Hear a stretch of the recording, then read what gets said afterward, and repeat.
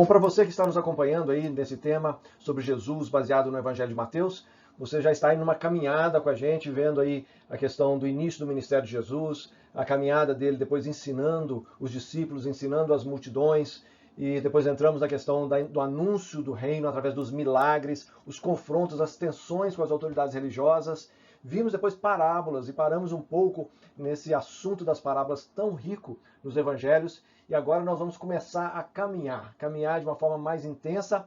E esse período agora vai ser um período um pouco mais rápido, onde vamos ver bastante material, mas já focando um pouco em aquilo que Jesus vem a fazer lá na frente, olhando um pouco já para Jerusalém, sua caminhada para Jerusalém, mas essa caminhada e nessa caminhada a gente vê muita coisa acontecendo. Então vamos tratar especificamente do discipulado e da vida no reino, onde Jesus começa a preparar os seus discípulos para esse momento, e nesse assunto do discipulado e da vida do reino, ele vai já começar a apontar para aquilo que ele vai vir a fazer um pouco mais para frente. Então fique ligado e fique atento, com os olhos abertos, ouvidos abertos, porque tem muita coisa para a gente ver e eu não quero que você perca nada. Nesses capítulos de Mateus, de 14 a 17, o que a gente começa a ver é uma transição nessa caminhada de Jesus com seus discípulos. O que a gente viu até aqui, olhando com calma cada um dos ensinamentos até esse momento, o que a gente vê? Os judeus, e quando a gente fala os judeus, a gente está falando das autoridades judaicas fazendo oposição a Jesus. A gente vê uma inércia nas multidões, mesmo ficando alegres com os milagres, com as curas. As multidões ainda estão meio assim, não estão muito aí para quem realmente Jesus é, o que realmente está acontecendo. Ficam felizes com milagres e pronto, com milagres nós queremos ficar. E ao mesmo tempo, um certo progresso lento dos apóstolos. Os discípulos, não só os 12, mas especialmente os 12 que estão ali em contato mais direto com Jesus, a ideia que a gente tem é, bom, eles vão ter os olhos abertos e eles vão engajar naquilo que Jesus está fazendo e vão ser os maiores ajudadores de Jesus nesse sentido. E aqui a gente vê que não foi bem assim. Eles demoram a crescer, eles demoram a realmente encaixar naquilo que Jesus está fazendo. João Batista, nesse momento, nessa transição, acontece a morte de João Batista. Então Herodes, e aí esse Herodes não é o mesmo Herodes lá do início dos evangelhos, que mandou matar as crianças, tentando matar o rei dos judeus, Jesus, que havia nascido. Aquele é Herodes o Grande. Agora é Herodes Antipas, filho daquele Herodes. E às vezes a gente fica meio confuso mesmo, porque vários momentos é citado só Herodes. Esse Herodes, esse filho de Herodes o Grande, ele que manda matar João Batista. E quando Jesus começa o ministério dele, o que acontece é que ele começa, será que João Batista ressuscitou dos mortos agora e está usando outro nome? Que história é essa? Porque o ministério de Jesus era muito parecido no seu início com o ministério de João Batista. A gente vai ver que mais e mais vai se destacando a forma de Jesus, especialmente pelos milagres e pelo anúncio mais concreto da chegada do reino de Deus.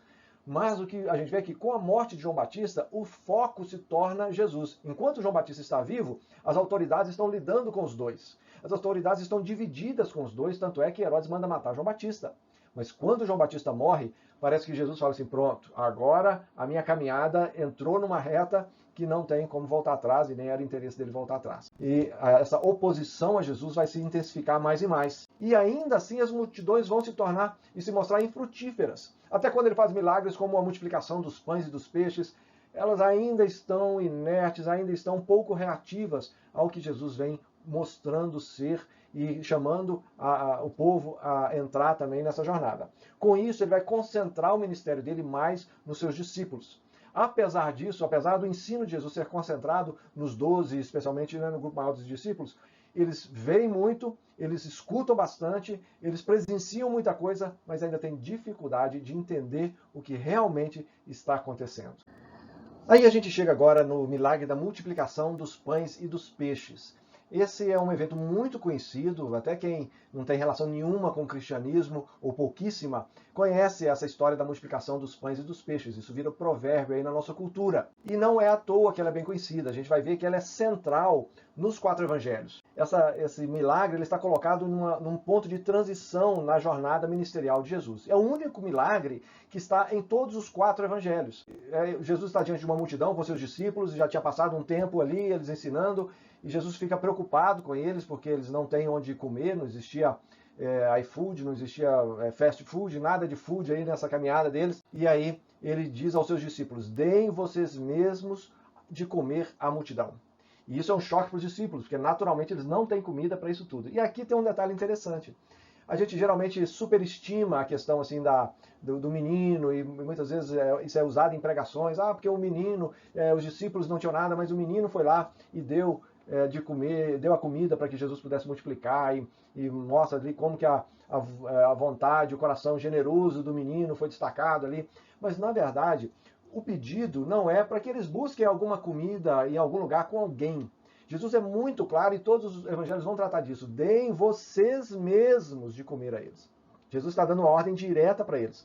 Não é comprar comida necessariamente, não é pegar comida dos outros, não. Vocês é que tem que dar de comida. Então, esse menino, ele é citado em um dos evangelhos só, porque nos outros evangelhos todos, o que se fala é o seguinte, que eles foram lá e disseram, nós temos aqui 5 pães e 2 peixes. Isso é muito claro nos outros evangelhos. Então, alguns acham que esse menino, na verdade, era um rapaz, um garoto, dentre os discípulos. Dentro daquele grupo maior, que muitas vezes isso acontecia. Eles levavam garotos menores, eram como se fossem os ajudantes, e eles, em troca ali de estar aos pés do mestre, aos pés ali do grupo dos adultos, esses garotos eles ajudavam com pequenas tarefas, coisas que os mais velhos deixavam por conta deles. Então talvez fosse um desses garotos que estava acompanhando o grupo discipulado, que estava carregando a comida que os discípulos tinham. E eles vão lá e pegam, olha aqui, o menino está aqui, e o jeito que o grego trata esse menino dá um pouco a entender isso também. O menino está aqui, é como se fosse alguém da turma deles, com esses 5 pães e esses 2 peixes. Comida mais do que básica. Esses pães eram pães simples, peixes secos, muqueados, vamos dizer assim, né? Defumados talvez, comida mais básica do mundo e que realmente não daria para mal uma pessoa comer, quanto mais uma multidão. Só que a comida é multiplicada, Jesus vai trabalhar aí e ele alimenta uma multidão. Não só alimenta a multidão, mas sobram 12 cestos. E esses 12 cestos que sobram, aqui é uma aplicação direta. Na verdade, esse texto todo está muito interligado com o Antigo Testamento. Quando o povo no deserto, num lugar ermo, é alimentado pelo Senhor com maná. E agora Jesus está alimentando uma multidão, como se fosse o povo de Deus no deserto, num lugar onde não havia como provisionar comida, e aí e ligam com os 12 cestos. Por que os 12 cestos? Os 12 cestos estão relacionados às 12 tribos, ou seja, diante de Jesus há alimento com fartura para todo o povo de Deus. Sobram 12 cestos, ou seja, todo o povo de Deus, 12 tribos no Antigo Testamento, 12 apóstolos no Novo Testamento, todo o povo de Deus é alimentado com fartura diante do Senhor. E é interessante, os evangelhos sinóticos não tem comentário nenhum das multidões. As multidões ficam caladas, comem, ficam felizes e vão embora para casa. Só o Evangelho de João que vai citar o fato de que alguns se levantaram para fazer Jesus rei, ou seja, opa, é esse rei que nós queremos. Comida de graça, pão e circo, só falta o circo, o pão nós já temos. Esse tipo de atitude, e aí Jesus dá uma chamada, faz um discurso pesado, a gente vê isso lá em João, faz um discurso pesadíssimo, e vários abandonam, não querem mais andar com Jesus, e os discípulos ficam e falam assim, olha, não só ficamos por causa do pão, não é porque não tem para onde ir, só o Senhor tem palavra de vida. Isso, a partir daí, Jesus vai passar a trabalhar com os discípulos mais intensamente, só entre eles, deixando as multidões um pouco mais de lado.